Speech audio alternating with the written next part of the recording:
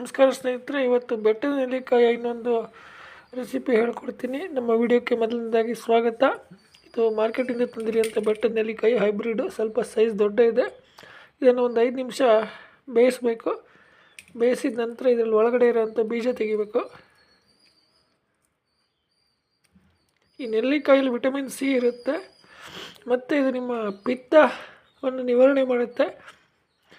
ನಾನೀಗ ಮಾಡ್ತಾ ಇರೋಂಥ ಇದನ್ನು ಲೇಹವನ್ನು ನೀವು ಬೆಳಗ್ಗೆ ಮುಂಚೆ ಖಾಲಿ ಹೊಟ್ಟೆಯಲ್ಲಿ ತಿನ್ನಬೇಕು. ನಿಮ್ಮ ಪಿತ್ತವನ್ನು ಶಮನ ಮಾಡುತ್ತೆ, ಜೊತೆಗೆ ಜೀರ್ಣಕ್ರಿಯೆಯನ್ನು ಚೆನ್ನಾಗಿ ಮಾಡುತ್ತೆ. ಬೇಯಿಸಿರೋ ನೆಲ್ಲಿಕಾಯಿಯನ್ನು ಸಂಪೂರ್ಣವಾಗಿ ಬೀಜ ತೆಗಿಬೇಕು. ತೆಗೆದಾದ್ಮೇಲೆ ಈ ಥರ ಪಲ್ಪ್ ಸಿಗುತ್ತೆ. ಇದನ್ನು ನಿಮ್ಮ ಸ್ಮ್ಯಾಶರ್ ಸಹಾಯದಿಂದ ಸಣ್ಣ ಸಣ್ಣಕ್ಕೆ ಸ್ಮ್ಯಾಶ್ ಮಾಡಬೇಕು. ನನ್ನಲ್ಲಿ ಸ್ಮ್ಯಾಶರ್ ಇಲ್ಲ, ಹಂಗಾಗಿ ಲಟ್ಟಣಿಗೆನೇ ಬಳಸ್ತಾ ಇದ್ದೀನಿ.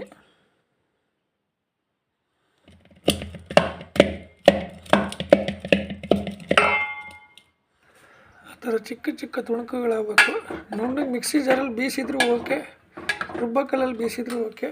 ನಂತರ ಇದಕ್ಕೆ ಒಂದೆರಡು ಚಮಚ ಕಾಳು ಮೆಣಸಿನ ಪೌಡ್ರನ್ನ ಹಾಕಬೇಕು.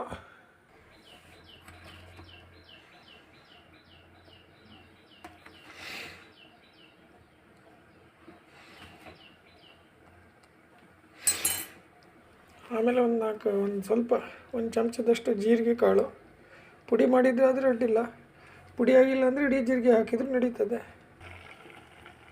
ಒಂದು ಸ್ವಲ್ಪ ಜೀರಿಗೆ ಕಾಳು, ಆಮೇಲೆ ಇದಕ್ಕೊಂದು ಸ್ವಲ್ಪ ಬೆಲ್ಲ ಹಾಕಬೇಕು. ಒಂದು 2 ಉಂಡೆ ಆಗೋಷ್ಟು ಬೆಲ್ಲ. ಆಲೆಮನೆ ಬೆಲ್ಲ ಆದರೂ ಒಳ್ಳೆಯದು, ಇನ್ನು ಅನಿವಾರ್ಯ ಪೇಟೆ ಬೆಲ್ಲ.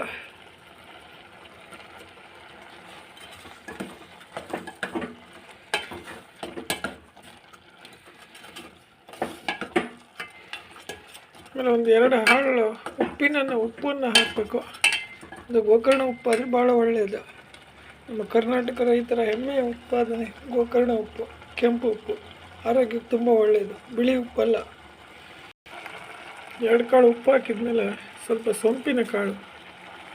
ನೀವು ಊಟ ಆದಮೇಲೆ ಹೋಟ್ಲಲ್ಲಿ ಇಟ್ಟಿರ್ತಾರೆ, ತಿಂಡಿ ಆದಮೇಲೆ ಹೋಟ್ಲಲ್ಲಿ ಬೇಗ ಜೀರ್ಣ ಆಗಲಿ ಅಂತ.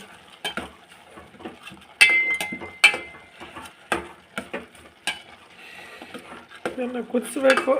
ಇದು ಗ್ರೇವಿ ಆಗಿ ತಿಳಿ ಹಸಿರು ಬಣ್ಣ ಇರೋದು ಕಾಫಿ ಬಣ್ಣಕ್ಕೆ ತಿರುಗುತ್ತೆ, ಅಲ್ಲಿವರೆಗೂ ತೊಳಸ್ತಾ ಇರ್ಬೇಕು ಇದನ್ನು.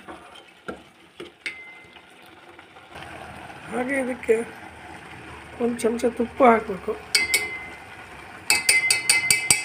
ಕುದಿತಾ ಇದೆ ನೋಡಿ, ಬಣ್ಣ ಸ್ವಲ್ಪ ಚೇಂಜ್ ಆಗ್ತಾ ಇದೆ. ಇದು ಕಾಫಿ ಬಣ್ಣ ಬರಬೇಕು. ಈಗ ನೋಡಿ ಬಣ್ಣ ಚೇಂಜ್ ಆಯಿತು. ಒಂದು ಡಬ್ಬಿಲಿ ಗಾಳಿ ಆಡ್ತಿರೋ ಡಬ್ಬಿಲಿ ತುಂಬಿಟ್ಕೊಳ್ಳಿ. ತಣ್ಣದ ಮೇಲೆ ದಿನ ಒಂದು ಅರ್ಧ ಚಮಚದಷ್ಟು ಖಾಲಿ ಹೊಟ್ಟೆಲಿ ತಿಂದು ನೀರು ಕುಡೀರಿ. ಪಿತ್ತ ಕಡಿಮೆ ಮಾಡುತ್ತೆ, ಜೀರ್ಣಕ್ರಿಯೆ ಚೆನ್ನಾಗುತ್ತೆ. ನೆಲ್ಲಿಕಾಯಿ ಲೇಹ. ವಿಡಿಯೋ ಇಷ್ಟ ಆಗಿದ್ದರೆ ಶೇರ್ ಮಾಡಿ, ಲೈಕ್ ಮಾಡಿ, ಸಬ್ಸ್ಕ್ರೈಬ್ ಮಾಡಿ.